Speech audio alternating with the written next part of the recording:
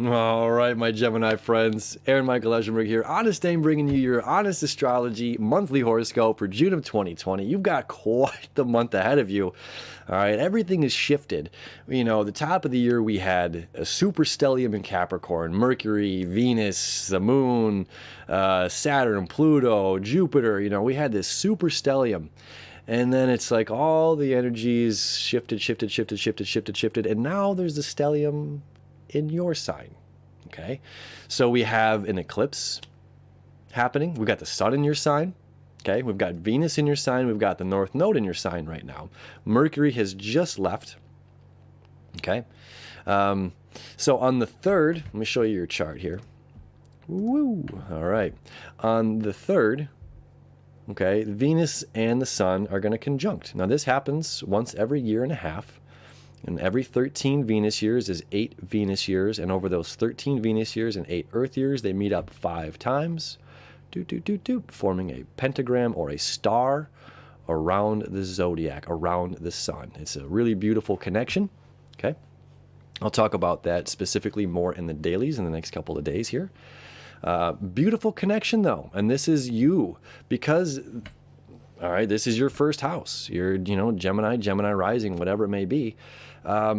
This is your personality. Okay, when we're talking about the first house, is dealing with your personality. Okay, so there's a re-falling in love with yourself that's going on right now. You know, it's re-falling in love with yourself with maybe things that you disliked about yourself. Okay, and at the same time that this is happening, we've got the moon is going to be over here in your 7th house.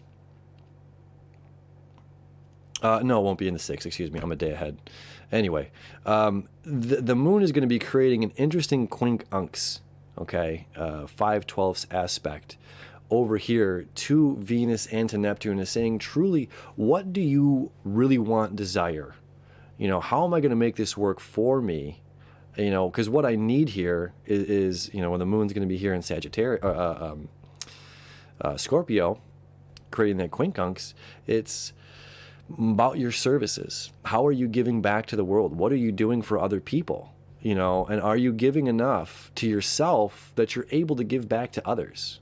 Okay, really important connection that's going on. And Venus being retrograde, really, really important, is it's reevaluating your relationships, reevaluating the relationship with yourself, reevaluating the relationship with others. And are you putting yourself first? You have to put yourself first, right? And that's the meat of this. These retrogrades are always difficult for relationships. And Mercury being in the sign of Cancer now in your 2nd house, moving through your 2nd house, it won't be till the 18th that it's going to retrograde. Okay, so it's like the last week of the Venus retrograde. Mercury will retrograde as well. Okay, so this is dealing with finances and money, material possessions and goods. So it's rethinking, so here we're reevaluating with this retrograde, my stance on self. Am I giving myself enough? Am I pampering myself like I would pamper my partner? Am I giving enough energy to myself? Am I taking enough time, where I'm not stretching and leaning? And when I'm leaning and reaching, this is when I get knocked over. This is when I become unstable. Okay. So you want new stability in your lifetime. And it's about creating this change, Gemini, mutable sign, mutable air sign, creating the change in your life that's necessary to create that space. And then the Mercury retrograde here in your 2nd house is saying, well, once I do figure myself out, and then I'm going to start reevaluating my finances, and that moon as well is saying, once I get myself good, I'm going to be a lot better for other people. And until I get myself good, I'm not going to be able to give to other people. This is an interesting thing. Like, we see this all the time with like celebrities, especially celebrities that are, or famous people. I shouldn't say celebrities. People that get famous really young, that can't handle it. And they all of a sudden they have this huge amount of money, and they're drunk and doing drugs and women or whatever it is. It's this misuse of power, misuse of they don't know how to funnel this kind of energy, or this, here's everything. You're good at something that you do, and here you can have it all. And a lot of us, we can't handle that kind of thing. We can't. And as much as we would love, some people would love that kind of fame or that kind of notoriety or that kind of wealth, you know, it's just like all the fame and the riches in the world will never buy us an ounce of self-worth. You know, and once we have that self-worth and we're focused on what we're giving back to other people, then that money and fame can come, but it comes with balance. So that way we're not, you know, the Jimi Hendrixes, the Janis Joplins, the Doors guy, why can't Jim Morrison, you know, this dead by 28 thing, you know, it's too much too soon, overload. So now this is for you. This is like changing this. Like maybe I didn't have this then, but now with this new knowledge that I have now, with putting myself first, with loving myself, you know, maybe I can obtain this level of wealth that I want to achieve in my lifetime. You know, it's really powerful. Now, come back to your chart here. On the 13th, excuse me, let me come back. On the 5th, we have this solar eclipse. Lunar eclipse. Jeez, I know what I'm talking about, I swear. On the 5th, we have a lunar eclipse, okay? So the sun's going to be here, the moon's going to be over here, right there. All right, this is in your 7th house. This is about your partnerships, okay? So this is you making sure that you are good to yourself, making sure that you're giving to yourself, making sure that you are observing both the left, the right, both sides of the coin, both sides of the piece of paper, making sure that you haven't left anything out, really appreciating both sides of the coin, both sides of the fence, understanding that the grass is not greener on the other side, and maybe we should get up and move our picnic over here, or maybe we should move our picnic over here. Okay, so this eclipse being in your 7th house is about partnerships. This is huge, okay, because you're going to, what is the eclipse? For one, is a full moon, meaning you're seeing the full illumination of the moon. You're seeing the full illumination of that which you desire as far as partnerships or other people goes, okay? Now, when we talk about the eclipses, we're talking about the shadows, right? So we're going to see the shadow side of self. We're going to see the shadow side of ourselves, the shadow side of our relationships. You know, where have relationships gone me wrong in the past? Was I blaming or criticizing? You know, and every time I'm pointing my finger there, I've got 3 fingers pointing back at me. You know, so we're going to be reevaluating our position within our relationships. And again, these retrogrades, Venus retrograde specifically, can be brutal on relationships. They can be very difficult. People, very good people, sound mind can just see very different opinions and split up. You know, obviously I'm going to encourage, if that's the way that nature has it intended to be, who am I to mess with nature's grand design? However, sometimes we can communicate a little bit better. Sometimes we can take, you know, the time to listen or to repeat back what somebody has to say, and that changes everything. You know, and sometimes that's what this kind of energy is. So when we're having the moon, you know, fully illuminated in your 7th house, fully illuminating your relationships, but also seeing the shadow side of self within that relationship. Where did I do it wrong? Where did I do it dirty? Where did I put my, you know, nobody's innocent. You know what I mean? Oh, I had to leave them because they're a toxic person. If this doesn't apply to you, that's fine, but this can apply to absolutely any part of our lives. It doesn't have to just be a romantic person or romantic relationship. You know, where was I putting in my good, trying to fully do this, but I didn't see my own shadow. I didn't see my own shortcomings, okay, in my relationships. Again, that can be romantic, that can be a business partner, that can be family member. Okay, it's not just for one. So reevaluating these relationships, reevaluating our own shadow of these relationships. Okay, so that's on the 5th. Then on the 13th, we've got a really powerful connection happening in your 10th house, which is about career for you. Okay, and everything's shifting, going from Gemini to Cancer, which is about money. Okay, so this is about your finances. And you caring deeply, passionately, you know, is emotional. You're very emotional about your finances, my Gemini friends. So your 10th house here is about career. So there's something going on with career where Mars, our planet of action, drive, is moving toward Neptune, which is about our dreams, our imaginations. Okay, so when we have action,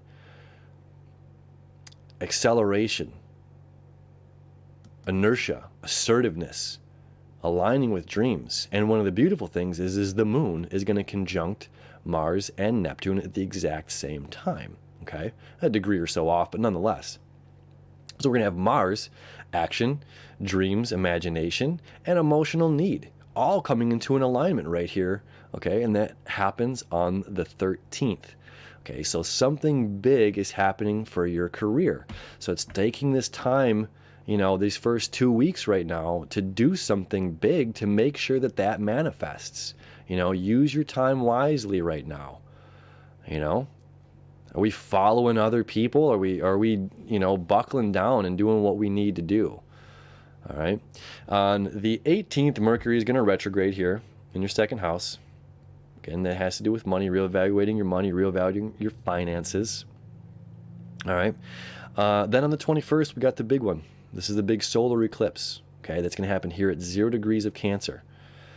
Now, unless you're a 0-degree Gemini, and I've been saying this in all these videos here, it's part of the reason I didn't put the May monthlies out if you follow my channel.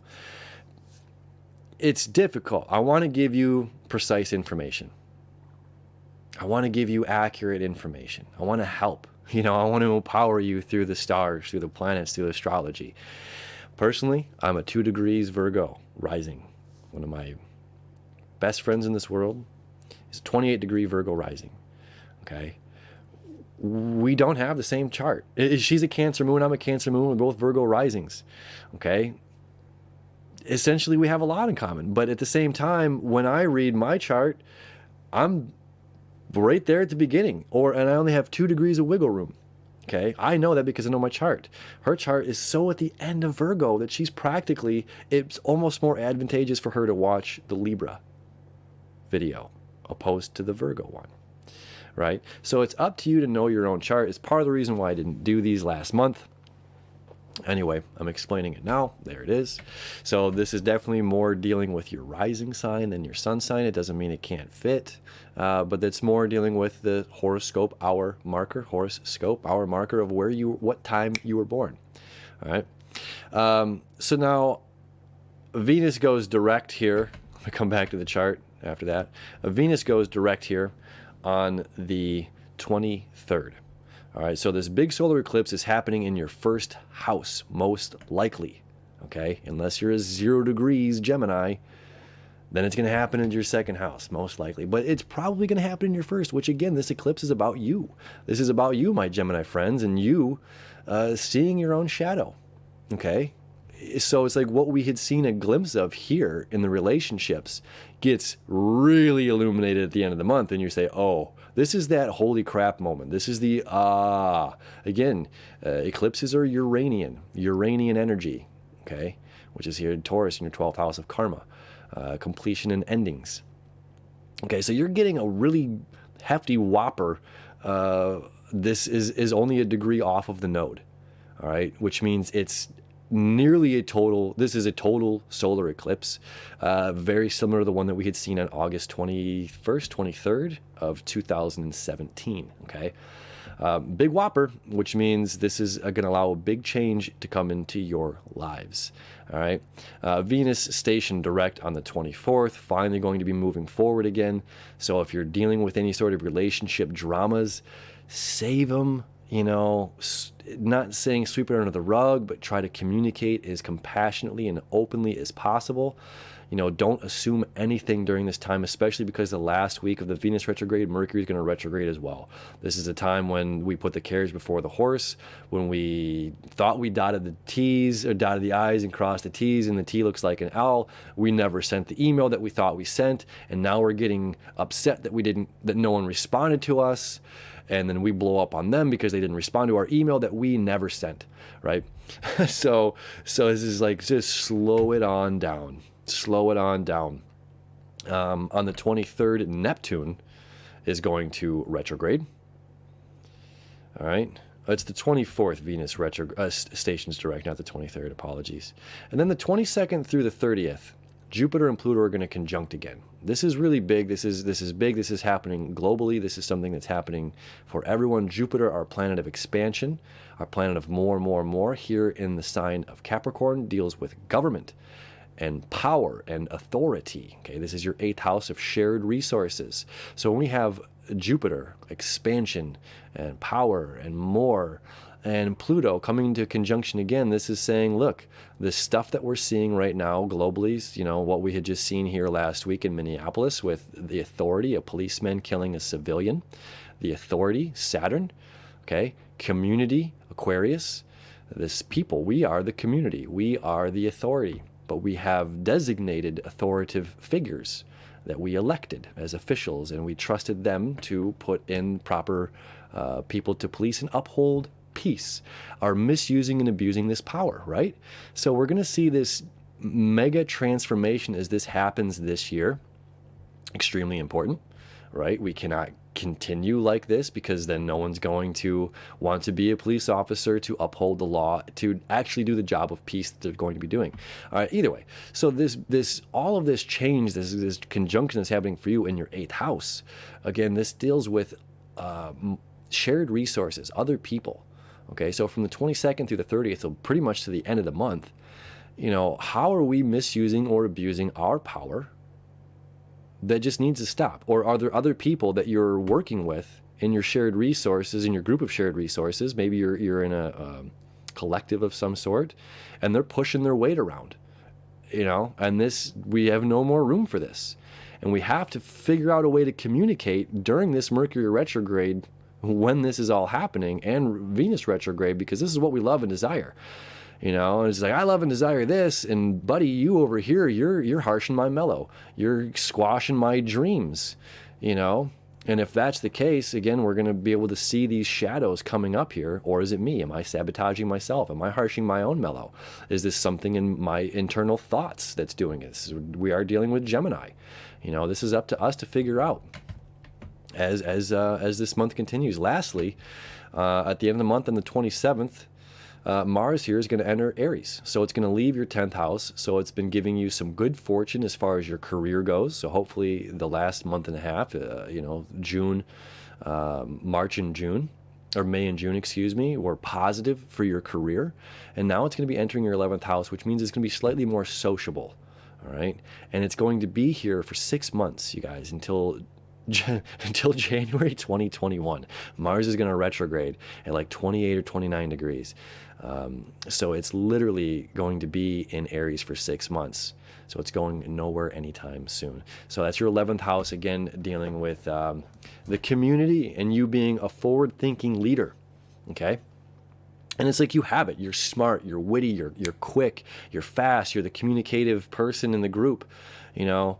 And it's just like, if you can handle yourself well and not, you know, this is like, don't run the mouth flying out of control, or again, putting the carriage before the horse as far as our communication goes, because you're so sharp and quick-witted that you're faster than everybody else. You know what I mean? And how you're zipping this information to other people, you know, it can come across, you know, it's like, well, now I don't know the words that you're saying to me, so I'm going to take them as disrespect. And now, you know, and now you're in an argument. So it's like, again, slowing things down a little bit and creating the space to change.